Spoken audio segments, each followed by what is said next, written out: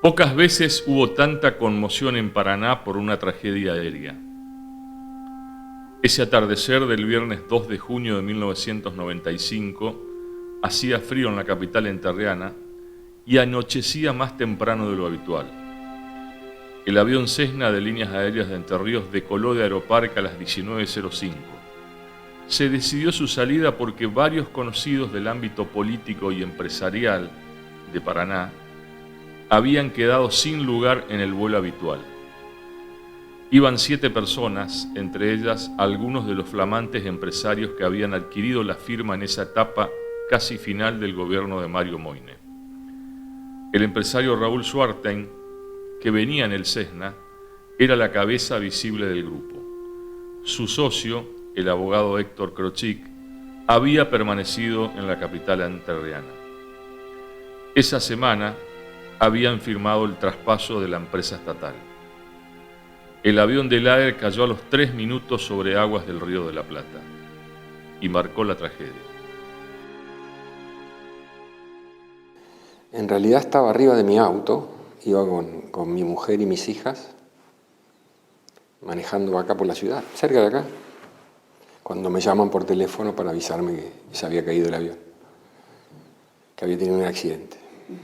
Entonces, inmediatamente, lo primero que hice fue avisar a mis familiares, a mis padres, o a los que me conocían, porque las noticias eran directivo del AER, cayeron en un avión. Yo hacía 2 días había sido directivo del AER. Así que eso fue lo primero que hice, y después me puse en contacto con el gerente de operaciones, que es el otro piloto que es el responsable de las operaciones, para que dispusiera un avión para irnos a Buenos Aires. Y nos fuimos los dos, volando. Días previos fueron sucediendo una cantidad de indicios, parece mentira, o será uno el que los va concatenando. ¿Cómo se ve? Después de la muerte de mi abuelo, en realidad, un par de años antes, mi viejo emocionalmente estaba distinto y obviamente se había vuelto más reflexivo, si bien era un tipo hiperreflexivo y lector y demás. En esos tiempos es como que había hecho una introspección mayor y él buscaba algún tipo de diálogo con nosotros dentro de la familia diferente. Eso era, fue una etapa, obviamente, después de la pérdida del padre. ¿En qué año? Y fueron 2 o 3 años antes, digamos. Del 95. Escribió una serie de poesías y cosas muy lindas. Pero unos días antes, esta es mi lectura, sí. ¿No? Obviamente. Mi sentir por ahí, mis hermanas, mi hija puede decir otra cosa. Unos días antes me dice, mirá, yo acá tengo esto, pavadas, ¿no? Pero cosas de órdenes de papeles, de impuestos, cosas que habitualmente uno no hace, digamos, ¿no? Uno piensa que no se va a morir nunca. Evidentemente, lo de la pérdida del padre había generado alguna cosa de empezar a mostrar un poco de no sentirse eterno. Y ese día particularmente, yo a la mañana ya arranqué con una emocionalidad, un estado emocional más negativo. Yo en ese momento hacía música con Pablo Di Pretoro, teníamos un dúo, viajábamos, tocábamos jueves, viernes, sábado y domingo, la pasábamos muy bien, de hecho. Yo acababa de recibirme, acababa de recibirme, mi viejo alcanzó a entregarme el título, y esa mañana me acuerdo que me levanté muy decaído.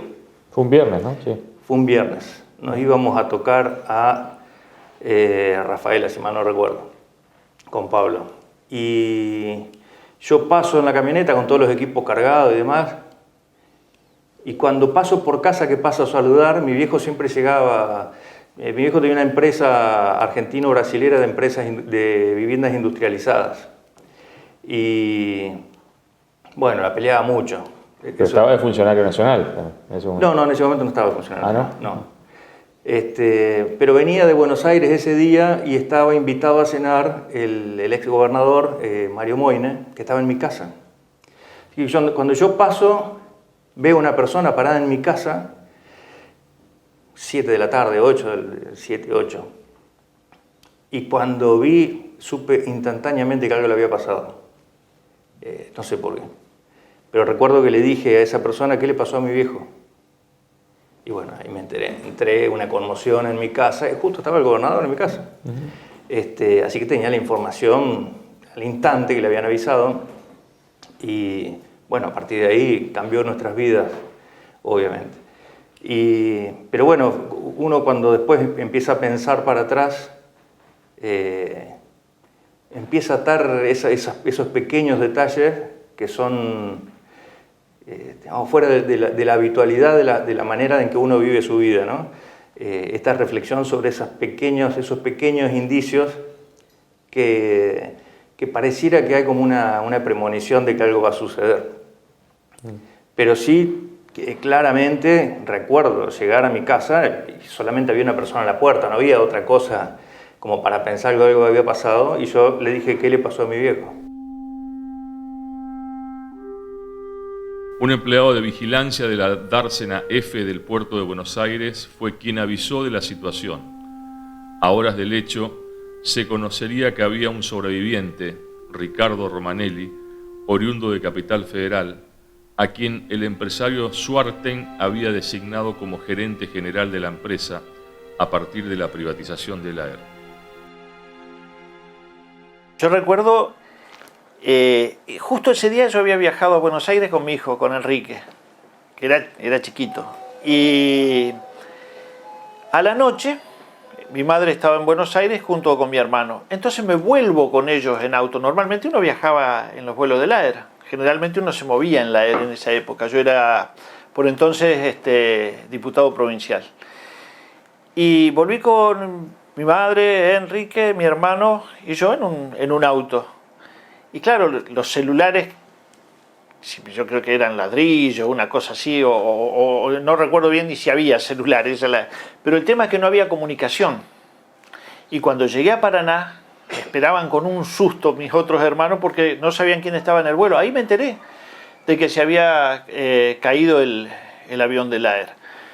La AER siempre fue para todos nosotros una empresa importante. Nosotros no estábamos muy de acuerdo con el tema de la privatización. Es más, el concepto era que la empresa debía estar funcionando con el Estado y que no tenía Entre Ríos de ninguna manera que perder la línea. Es muy difícil conseguir una línea.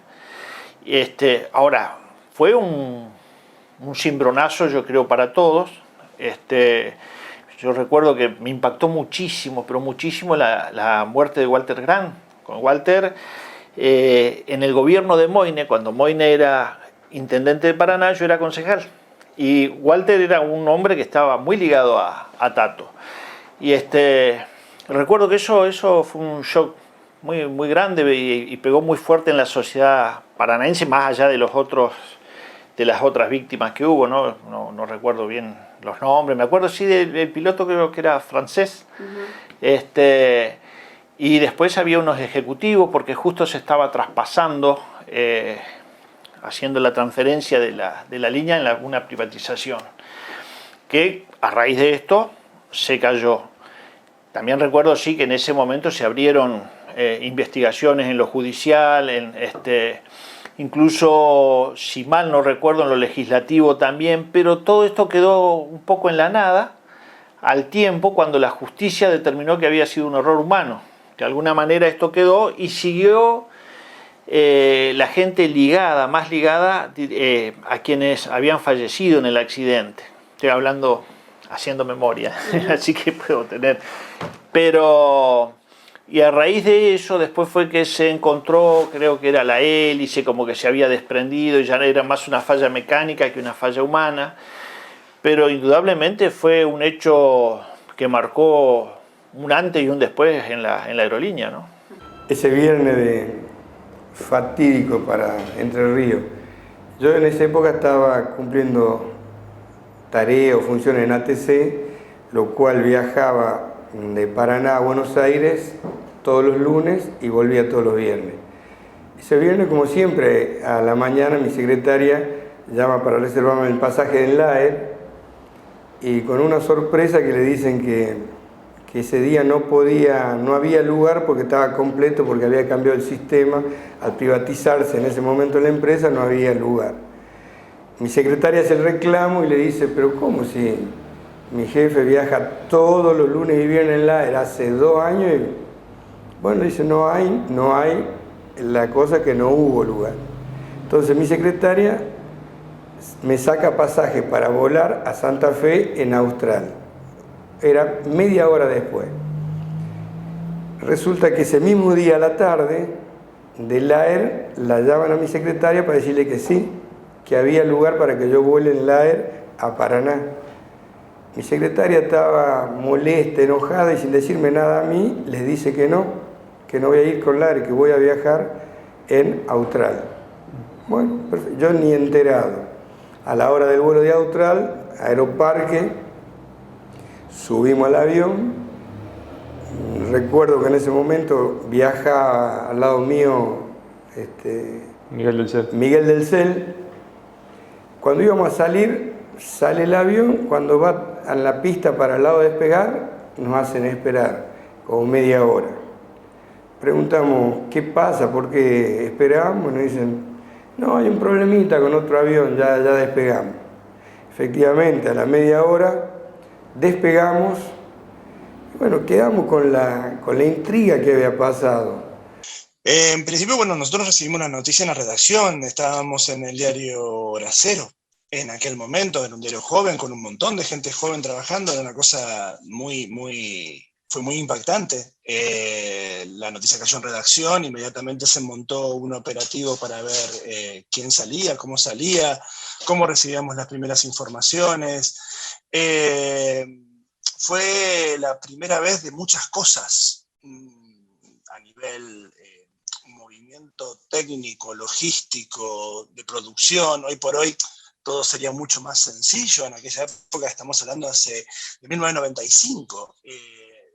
Primero que éramos todos muy jóvenes, segundo que estábamos en una ciudad donde el acceso a los medios y a la producción de lo que ocurría afuera era mucho más complicado de acceder, y sin embargo lo hicimos súper bien, muy rápido. Automáticamente nos pusimos en contacto con los medios de Buenos Aires, estábamos bajando todo lo que salía por teletipos, teníamos conexión con teletipos. Recuerdo que inmediatamente se creó ahí un equipo de cómo salíamos al día siguiente para Buenos Aires. Recuerdo que creo que se habían suspendido vuelos de Paraná a Buenos Aires. Ahora no lo recuerdo bien, pero me acuerdo que creo que fue el primer vuelo que salió de Paraná hacia Buenos Aires, en la AER, posterior al accidente. Y llovía. Yo fui con Gustavo Germano, de fotógrafo, y salimos hacia Buenos Aires. En Buenos Aires teníamos, a nivel logístico, teníamos una producción que en aquel momento era impensada, pero se consiguió de muy rápida manera. Acceso a un teléfono móvil, que en 1995 tampoco estaba muy a por fáciles. Una furgoneta que tenía, una camioneta que tenía un equipo, o sea, que estaba preparada para poder tener una mesa, un escritorio, para que Gustavo pudiese trabajar también en el tema de preparar película y demás para fotografía. O sea, se montó todo un team que no se venía haciendo para una cobertura de un periódico como en el que trabajábamos nosotros, que era muy joven. Me acuerdo de haber escuchado una voz que me dijo, señor, abra la salida de emergencia. Y en ese momento me di cuenta que estaba sentado al lado de la salida de emergencia, que era un ojo de buey. Hubo una voz que te dijo. Sí, lo curioso es que después, con el tiempo, me enteré por los abogados que desde las autopsias había salido que todos se habían ahogado desmayados, con lo cual nunca supe de dónde vino la voz, pero yo la voz la escuché. Lloraba. Le pedí a mi madre que me sacara de ahí, que me ayudara, le pedí a Dios que me ayudara. En un momento dado me dejé ahogar, porque estaba muy cansado. Me dejé ahogar, me entregué.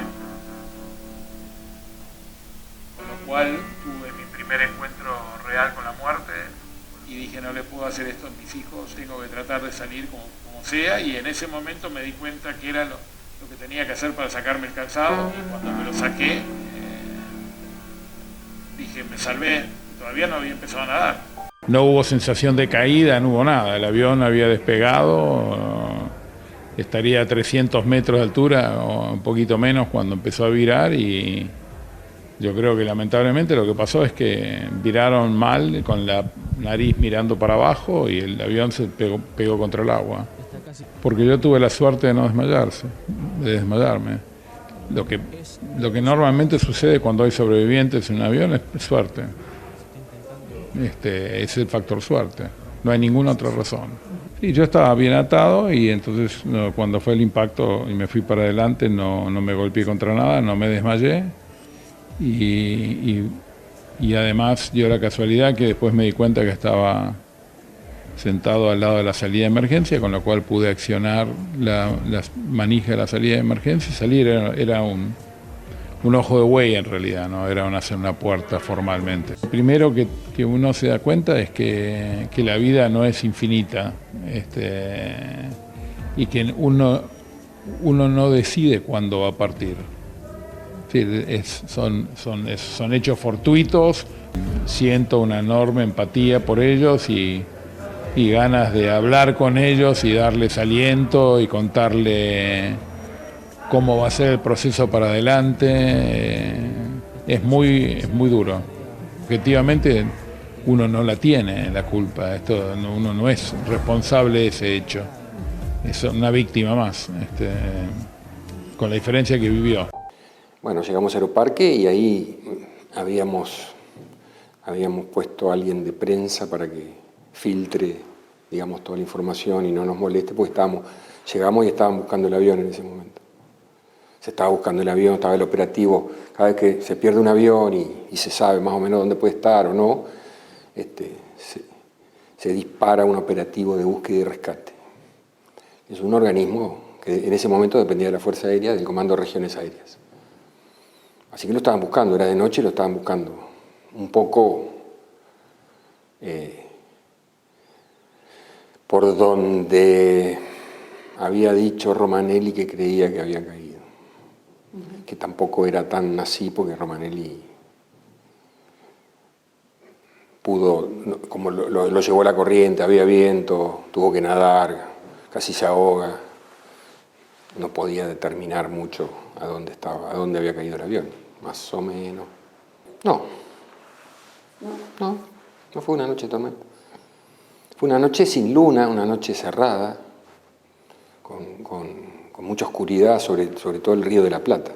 En realidad, cuando llegué, un poco me puse a cargo del operativo de contención de familiares, de todo lo que podíamos hacer para controlar la información que tenía que salir y que teníamos que decir también, porque en estos casos, hasta que no se encuentre el avión y no se sabía qué pasaba, en general se trata así, son muy delicados.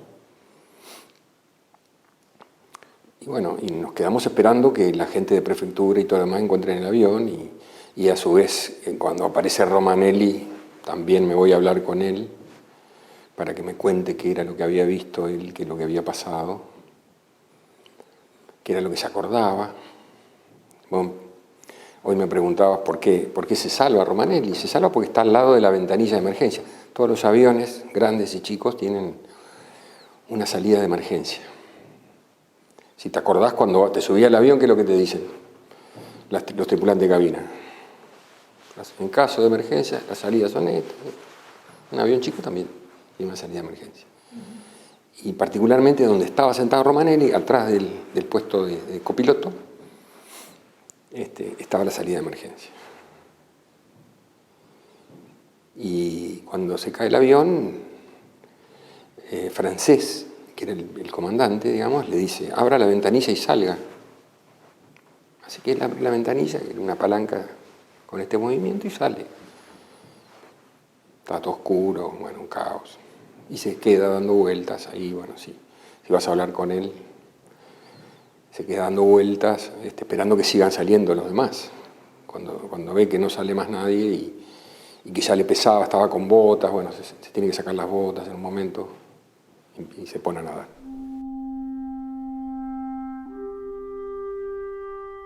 Romanelli nadó más de 1500 metros pese a sus antecedentes de hipertensión, que hacían diariamente que estuviera medicado.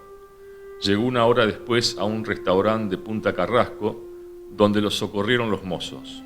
Lo envolvieron en manteles y lo ubicaron cerca de la parrilla para compensar la hipotermia. Después se sabría, según el acta de la Prefectura Naval, que el avión cayó a una distancia de 1700 metros de la costa.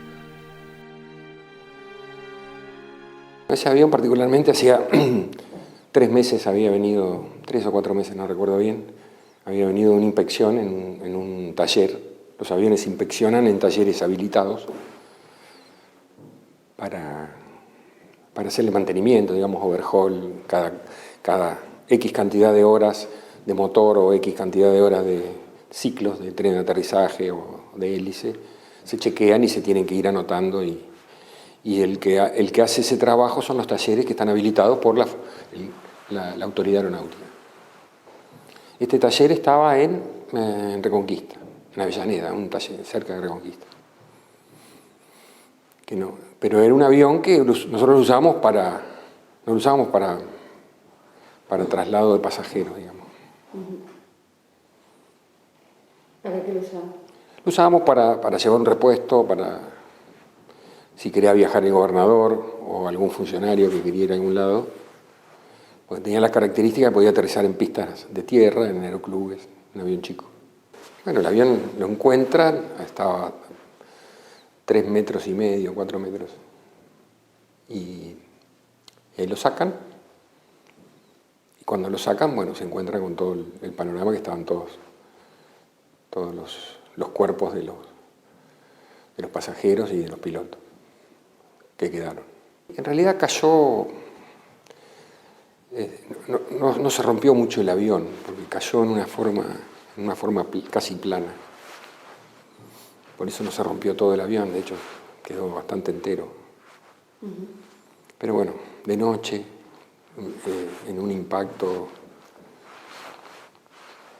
donde se apagan todas las luces y el río Paraná, ya sabemos cómo es, y si fuera el mar también. Estimo que el único que pudo salir era el que estaba al lado de la salida de emergencia.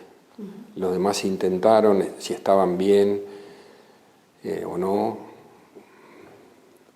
Era muy difícil con el agua que estaba entrando sin luces encontrar la salida. La provincia de Entre Ríos, primero a nivel Paraná fue un impacto brutal. No era algo a lo que se estaba habituado. Se abrieron muchísimas hipótesis a partir de lo que ocurrió de ese accidente. Durante muchísimo tiempo, durante muchísimos años, se estuvo hablando sobre lo que ocurrió en la caída del Cessna. Como te decía recién, fue la primera vez de muchas cosas. A nivel cobertura periodística y técnica de cobertura periodística también fue la primera vez de muchas cosas. Me tocó estar en la levantada del avión. Estaba en la draga que estuvo allí recogiendo el avión cuando le sacaron del agua. Fue la primera vez de muchas cosas, y creo que toda esa cobertura que se hizo a nivel periodístico, a nivel informativo, sin amarillismos, sin exacerbaciones, con una seriedad muy acorde a aquellos tiempos en la cual no era cuestión de mostrar de una forma el espanto de lo que había ocurrido concretamente con ese hecho, sino de informar. Creo que estuvimos a la altura todos los medios en ese sentido. Mirá, yo hice 2 viajes a Buenos Aires, recuerdo, porque en la primera instancia no se localizaba el avión y después volvimos. No, perdón, yo me quedé y volvió Gustavo.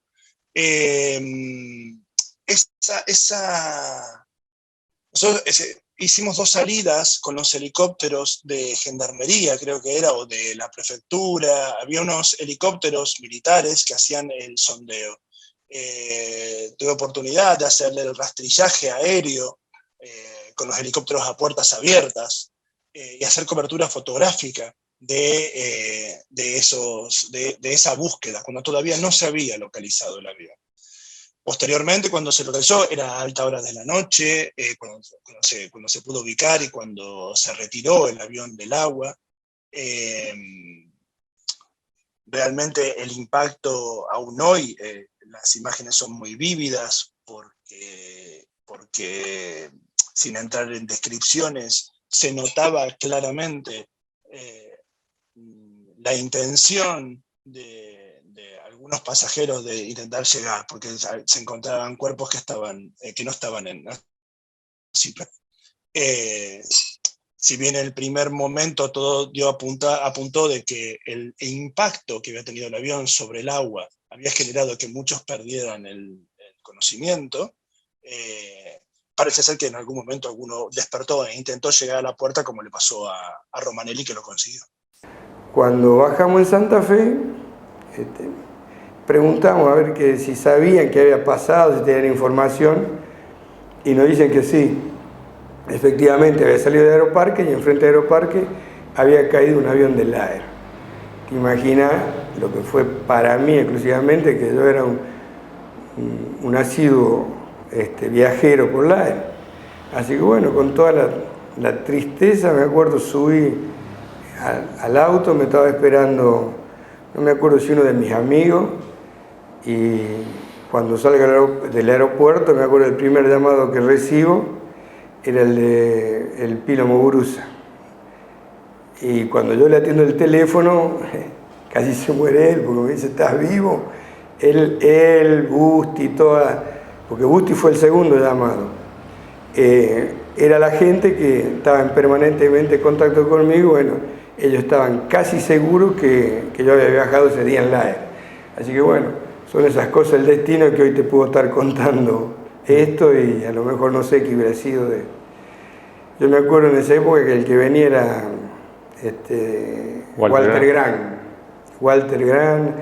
El otro que le pasó algo parecido a mí fue al Yuyi Ramos, que después al tiempo muere en un accidente de auto, pero el Yuyi iba a subir en ese avión y no sé por qué motivo no subió. O sea, son todas historias de ese famoso vuelo. ¿Cuánto tiempo te dio vuelta en la cabeza? No, mucho tiempo. Que vos quizás podías morir ahí. Mucho tiempo, mucho tiempo. Incluso hasta había gente que no entendía cómo no viajé. Y yo inconscientemente siempre le agradecía, o conscientemente, a mi secretaria, porque mi secretaria, sin decirme nada a mí, les dijo que no a la gente nueva del AER, y dijo, no, estaba enojado, mi jefe va a dejar por Austral. Pero fue una cosa, ¿viste? El destino. Incluso después acá varias veces he tenido encuentros con gente que se había hecho cargo del AER y me miraban como diciendo, mirá cómo te salvaste. O sea, me miraban como un sobreviviente de esa tragedia. Pero bueno, gracias a Dios hoy la podemos contar. Optimista. Además, obviamente, es una situación muy especial. Y cuando supe que había caído al agua, dije, bueno, se había oscurecido de golpe, pensé que tal vez podría llegar a estar flotando a la deriva. Obviamente mi viejo no era una persona que tuviera un estado físico bueno en ese momento, digo, de deportista, no es que estaba mal físicamente, pero no era como para que pudiera nadar una cantidad de kilómetros tampoco. Yo sí, en esa época estaba hiperentrenado y demás, y uno piensa que todo el mundo puede llegar a poder soportar esas cosas, o uno se aferra a esa esperanza, y además era lo que quería transmitir en ese momento. Yo soy el más grande de 4 hermanos, estoy yo, después viene Solange, Débora y Brenda, a la más grande le llevo 11, así que la más chiquita tenía 7 años, 8 años en ese momento. Y bueno, creo que fue una forma también de generar de contagiar esa esperanza. Se hicieron largos esos días, que estuvimos rodeados de afectos, de todos amigos que nos visitaban, que nos ayudaban a pasar el tiempo, pues fueron 4 días que no aparecía la aeronave. Hasta que, bueno, finalmente el desenlace fue que estaban los cuerpos dentro del avión y demás. Un accidente siempre es una tragedia, siempre es la historia ajena.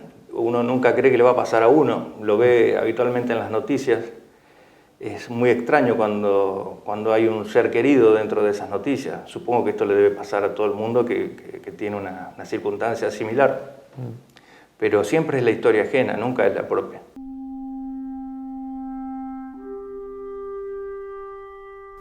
La tragedia del Cessna del Aer fue un tema de la primera plana de los diarios y los canales por varios días en Paraná y también en medios capitalinos.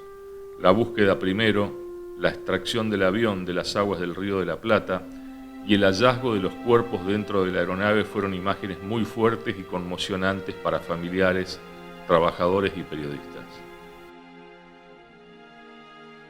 Recuerdo que hubo personas que no tenían los cinturones de seguridad puestos. Esto quiere decir que hubo personas que lograron soltarse y que intentaron llegar hasta la puerta. No es un dato anecdótico, en aquel momento creo que estaba citado en las crónicas que hacíamos desde allí, pero claro, la imagen es impactante, la imagen fue impactante, sinceramente, o sea, la retirada de los cuerpos en ese momento es imponente, es imponente. Y también en esa primera vista también se llegó a apoyar un poco toda la teoría, porque había todo un misticismo en contra en función de la aparición de Romanelli, porque no sé si has revisado las notas, se habló incluso de que Romanelli no estaba en el avión. Se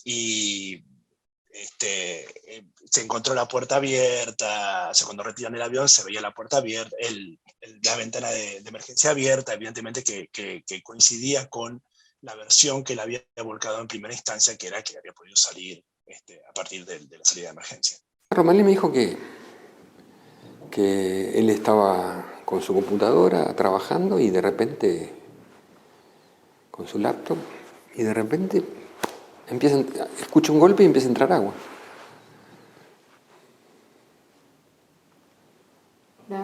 No, yo le pregunto, ¿alguien dijo guarda que nos caemos? ¿O los pilotos? ¿O escuchaste un ruido que un motor funcionaba menos que el otro? ¿O alguien avisó, agárrense que no estamos? No. O sea que fue como una sorpresa para todos.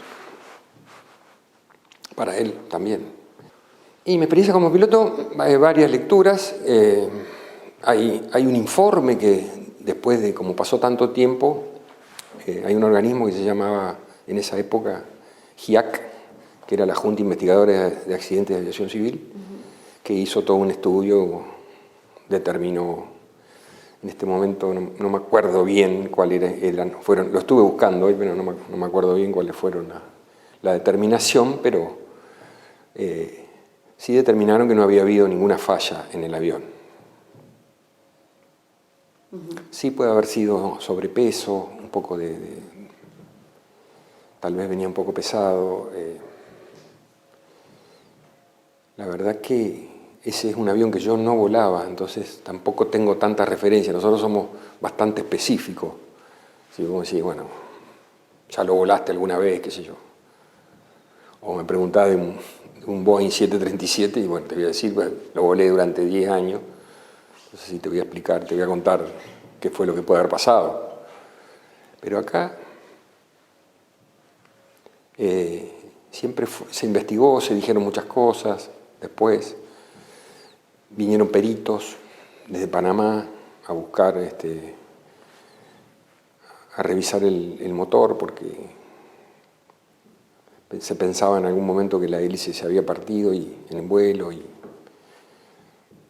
no, la hélice no se partió en vuelo. Se perdió, claro, pero se pierde porque el avión entra con potencia, como decimos nosotros, con los dos motores. Entonces la hélice que pega se rompe y se pierde en el agua. ¿Y qué más? Bueno, entonces eso nos da varios indicios de que el avión funcionaba, estaba funcionando. Así que, bueno, existen en los pilotos que nos podemos desorientar a veces, hacer una desorientación espacial se llama, cuando uno no tiene mucha referencia. Estamos acostumbrados a andar en 2 ejes, no en 3. Entonces, yo te subo un avión, te pongo un antifaz para que no veas dónde arriba de abajo y hago 2 o 3 movimientos y vos crees que estás así. Y sin embargo estás así. Estás desorientada. Porque la gravedad que tenés acá arriba cambia. Así que bueno, puede haber sido esa una causa también que se hayan desorientado y pensaban que estaban en ascenso y estaban en descenso. Por las características del golpe, yo creo que, pero no me consta. Por las características puede haber sido. Yo de hecho he sufrido desorientación espacial 2 veces y las 2 veces cuando volaba aviones de combate, que estás solo y es complicado. Yo recuerdo por esos días, toda la ciudad estaba conmocionada con el hecho, todos de alguna manera lo que se conversaba era sobre porque era muy común, sobre todo en quienes ocupaban cargos o quienes trabajaban en Buenos Aires, la utilización de la línea. Si bien este era un avión que en ese momento no estaba prestando el servicio, porque era un avión que había tenido algunos inconvenientes y de todos modos convengamos que ningún avión vuela cuando se presume que puede haber tenido o que puede tener algún inconveniente. Pero estaba fuera de servicio regular. Y recuerdo sí que Gran, por ejemplo, lo tomó a último momento. Eso sí me acuerdo, porque yo pensaba lo que en ese momento lo que es el destino. Porque él llegó tarde, le hicieron un lugar en un avión que era irregular, la prestación del servicio. Es como cuando uno tiene el destino marcado. Eso yo me acuerdo, lo pensaba mucho, porque parecía todo señalado para ese día. Y fue nefasto para todos, para la provincia, para las aspiraciones que tenía el gobierno en sí en ese momento de privatizarlo, y para las familias ni hablar, un desastre. Demoré un poco porque me quedé en Buenos Aires hasta que todos los familiares se hicieron cargo de los cuerpos, y los que no, gestionamos un avión un Hércules de la Fuerza Aérea y me vine con los cuerpos a Paraná. Y acá sí me estaban esperando, bueno, hay registro. Me senté y tuve que explicar un poco qué había pasado y ahí en el aeropuerto. Que guardo una foto que tengo una cara que me dice todo mi cara. Pero bueno, yo como experiencia anterior en la Fuerza Aérea ya había enterrado amigos, así que estaba más curtido que el resto.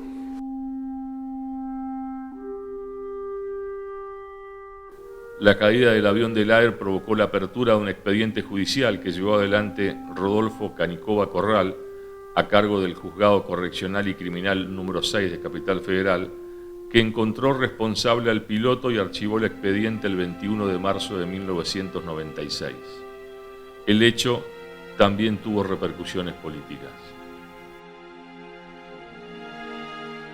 Yo era legislador, estaba el bloque oficialista, que era el justicialismo, Moyne gobernador, diputado, bloque de la oposición radical, que eran la primera minoría, y después estaba yo como un solo diputado, era un monobloc, le decía yo en broma, ¿no?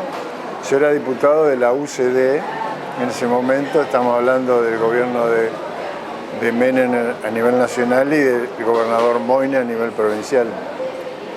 Se hizo la privatización, no solo se hizo de PER, ¿te acordás? El Banco Entre Ríos, y en este caso de la AER. Se hacen los pliegos, se hace toda el proceso de privatización y se adjudica a esta empresa, y quedaba todo el proceso licitatorio siempre que era una condición suspensiva que tenía que aprobar la legislatura, tenía que aprobar el final del proceso. Es decir, se hacía el proceso licitatorio, se adjudicaba, todo eso en el seno del Poder Ejecutivo, y todo el proceso tenía que volver a la legislatura para su aprobación.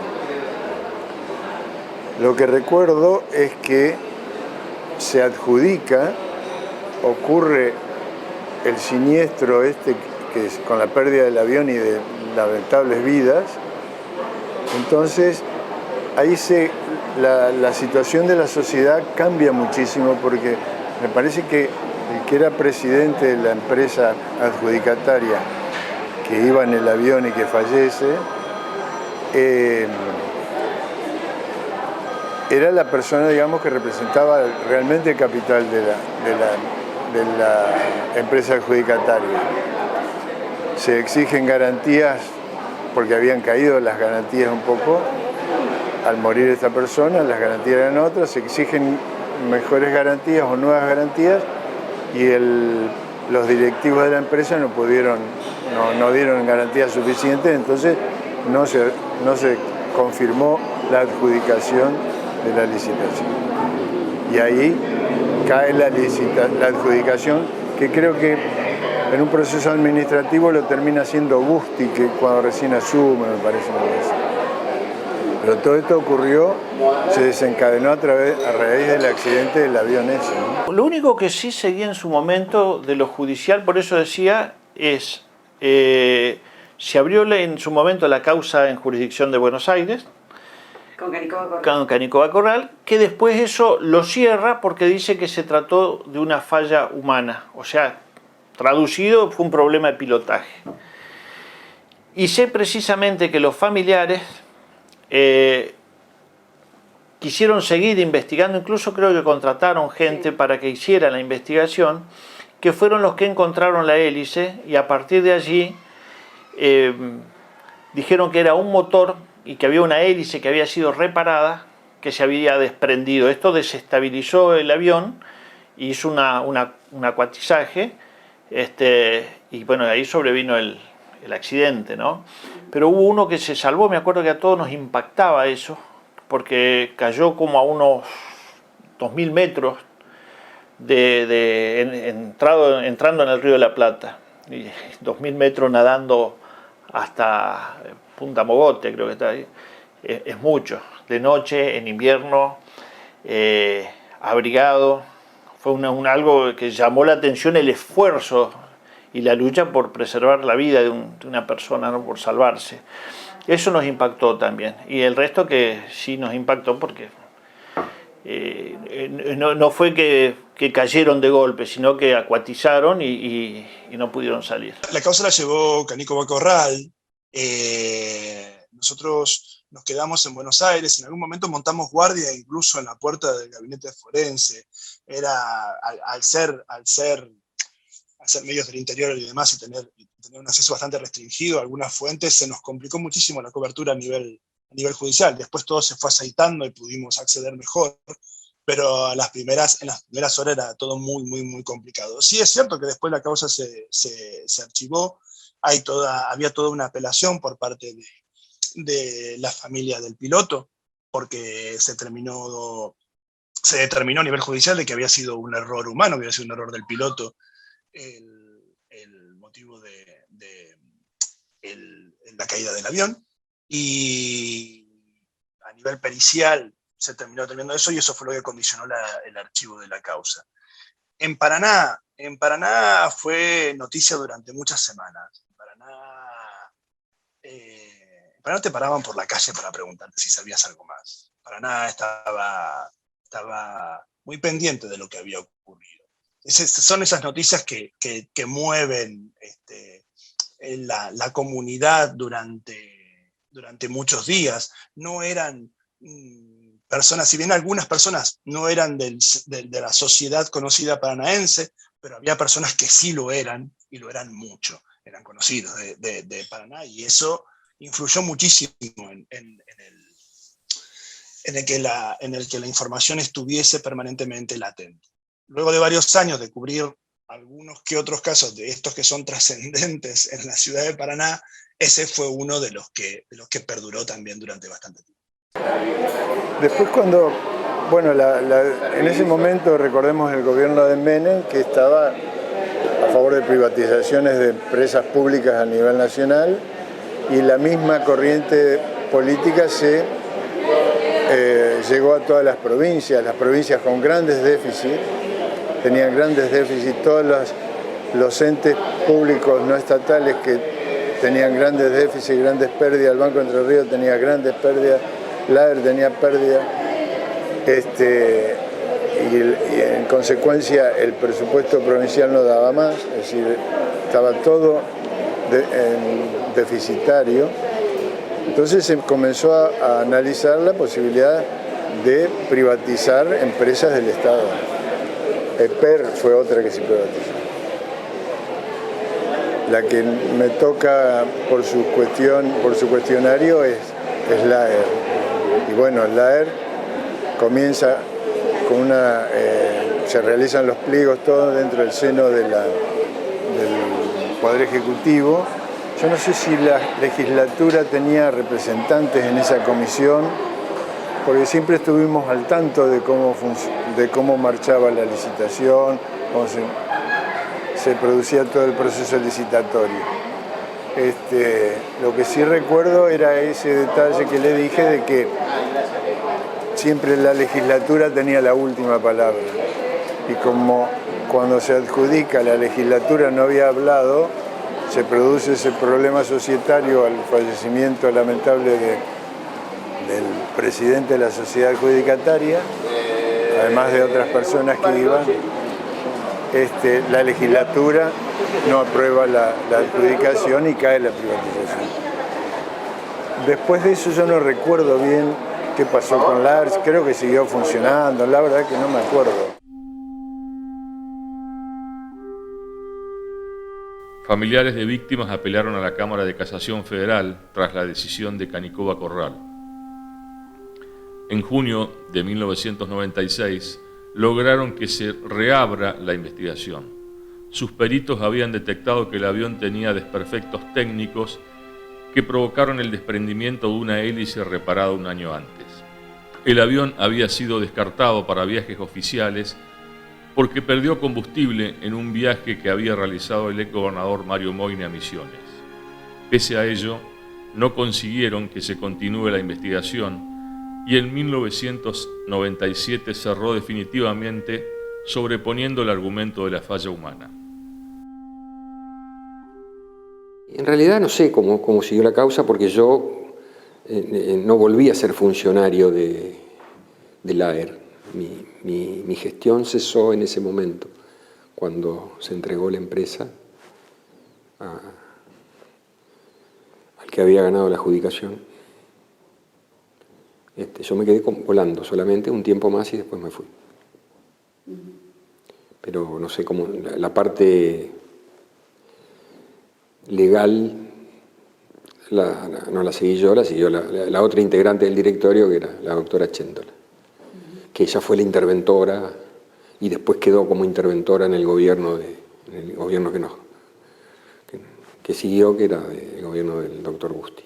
La causa judicial tuvo, cuando iban saliendo noticias sobre los archivos y demás, o los aniversarios, las tocábamos a nivel informativo, pero convengamos de que Paraná nunca ha cesado en fabricar noticias y sucesos de gran trascendencia, incluso a nivel nacional. Así que, y sobre todo casos judiciales y policiales, siempre ha sido una buena factoría, con lo cual también el ritmo informativo siempre ha superado a la revisión de los sucesos. Por eso me parece importante también a veces rever este tipo de casos porque hacen a mantener la memoria de algunos hechos que fueron importantes en la historia de Paraná. Lo mío fue más bien crónica en aquel momento de toda la primera parte gruesa, estuvimos ahí. En ese momento tampoco ellos hicieron declaraciones públicas. y después sí, pero a partir más de jefatura de redacción y demás, sí que creo que hubo algún contacto con los familiares y demás, y fue cuando se inició la causa por parte del piloto francés, ¿cómo era que se llamaba? Sí, francés, Sí, ¿no? francés, sí. Hugo Francés, que cuando Ana Soler, la mujer de Hugo Francés, inició la causa a nivel personal para revertir esta teoría del fallo humano, sí que siguió a nivel periodístico un poco más, pero ya había pasado bastante tiempo, no era lo candente del hecho en sí. Se llama Junta de Seguridad en el Transporte ahora, desde hace 2 años, y teniendo como experiencia distintas juntas en el mundo, ahora ya hace casi 10 años, que cambió un poco la metodología de la investigación. Ahora es una investigación sistémica, que puede estar en tiempo y en forma o no, o se va para atrás o se va para adelante, pero no es solamente, bueno, listo, es culpa del piloto. En general, los pilotos somos los últimos que tenemos la posibilidad de evitar un accidente. Y todo el tiempo estamos evitando accidentes. Para eso nos entrenamos, para eso hacemos simulador, nos preparamos, tenemos exámenes cada 6 meses, tenemos psicofísicos cada 6 meses. Sí, tenemos toda una serie de entrenamientos, entonces tenemos que tener vacaciones, tenemos que tener una serie de cuestiones legales que nos protegen, pero al ser el último eslabón que uno puede cortar la cadena de evento y no la cortó por algún motivo, bueno, se trata de determinar. De hecho, los informes de accidentes hoy, y ya hace bastante, no están los nombres del piloto. Usted lee un accidente y va a decir la matrícula del avión, a dónde fue, cómo fue, pero no el nombre, porque a la Junta no le interesa eso. La Junta está para otra cosa, a raíz de la investigación que pueda llegar a ser, generar recomendaciones de seguridad operacional, para que no vuelvan a ocurrir. Ese es el objetivo. En ese momento, no creo que no se le echó la culpa al piloto tampoco, pero bueno, una desorientación espacial puede ocurrir por varios motivos, porque uno está cansado, no durmió bien, no sé, a mí me pasó y yo tenía 26 años, o sea, era muy joven, pero bueno, estábamos en un ejercicio, no había dormido bien y me desorienté. Y me di cuenta. Y no se lo deseo a nadie, realmente, cuando uno se da cuenta. Y bueno, ha habido accidentes en aviones de combate que se desorientan y de noche sobre todo y se matan o se caen porque no se dan cuenta que están en una posición, creen que están en una posición y están en otra. En todo el mundo ocurre, no solamente acá. Pero bueno, a mí me parece, por las características, siempre me pareció desde el primer momento,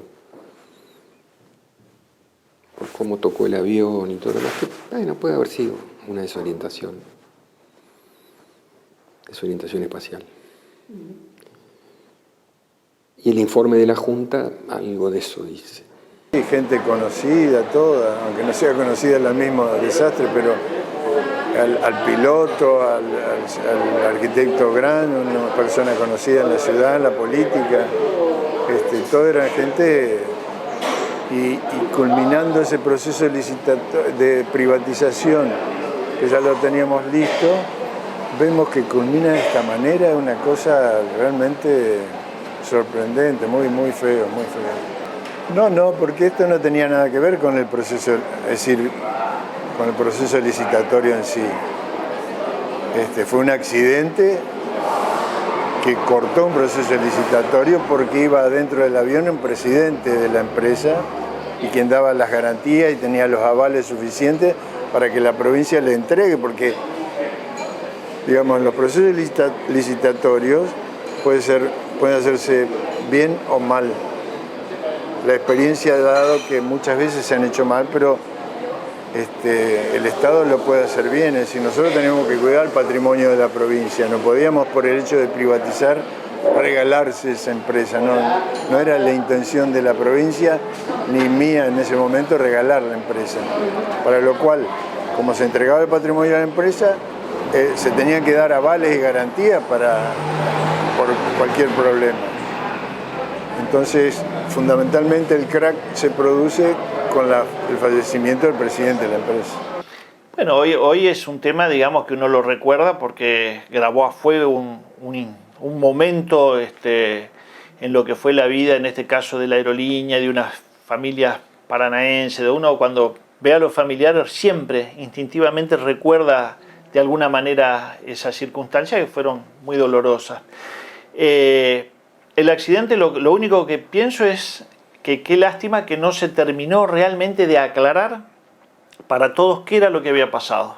Porque en definitiva, como la justicia no cerró el caso, pero digamos quedó siempre la duda, ¿fue el piloto o fue una falla mecánica del avión? Y no es una cuestión menor. Sí sé que, entiendo que el Estado respondió con las indemnizaciones, etcétera, pero más que eso es una cuestión de conocer realmente la verdad de qué es lo que pasó.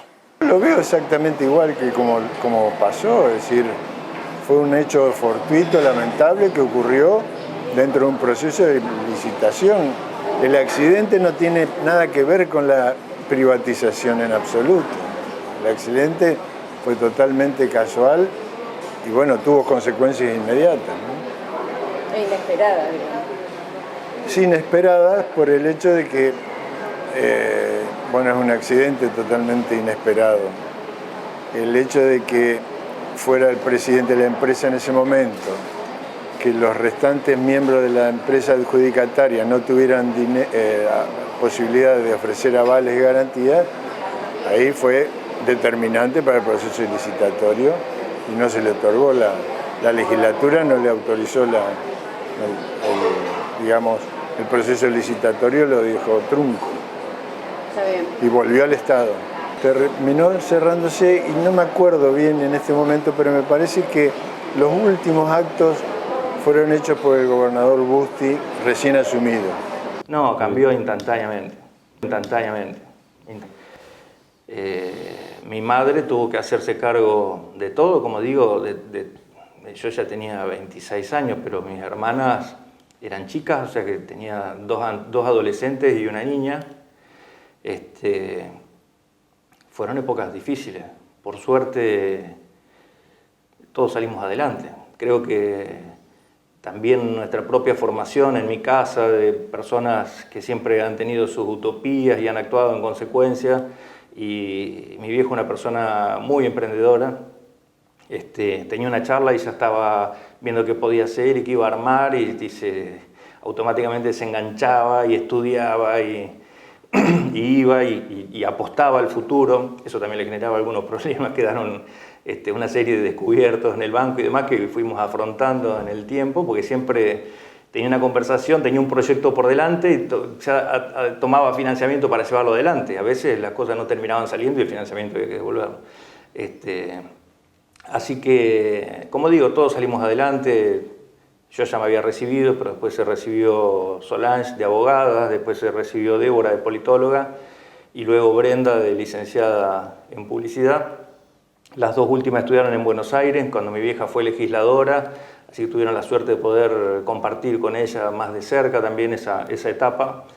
Pero fueron etapas, yo lo veo hoy, digo, siendo padre, después al tiempo empecé a entender un poco más a mi vieja, ¿no? El sentir de mi madre sola, con 4 hijos, tiene que haber sido muy difícil. Mi vieja había pasado una circunstancia muy difícil cuando mi viejo, durante el proceso, en el 76 fue preso, que fue casi un año, donde éramos 3 en esa época nomás en mi casa, y bueno, fue una etapa muy difícil. Siempre recordamos, yo todavía A veces siento el olor al sándwich de mortadela y me recuerda instantáneamente el viaje a Concepción del Uruguay en un Peugeot 504 que íbamos, sin aire acondicionado obviamente en esa época, con todo el calor, con una serie de mujeres que iban a visitar a sus maridos, que por distintas circunstancias de la política y de este país habían quedado guardados ahí, ¿no? Entonces comparo esa situación de mi vieja, que estábamos los dos solos en casa con un chiquito, recuerdo el día que fueron los militares a buscarlo a mi viejo, que me apuntaban a mí con un fusil para que nadie se mueva, mi abuela que estaba viva, de esas circunstancias tan fuertes, digo, a esta otra, bueno, obviamente esta otra lo superó ampliamente, pero evidentemente hemos tenido esa resiliencia, ¿no? Fueron 6 las víctimas del accidente del AER de junio de 1995 que tanto conmocionó a Paraná.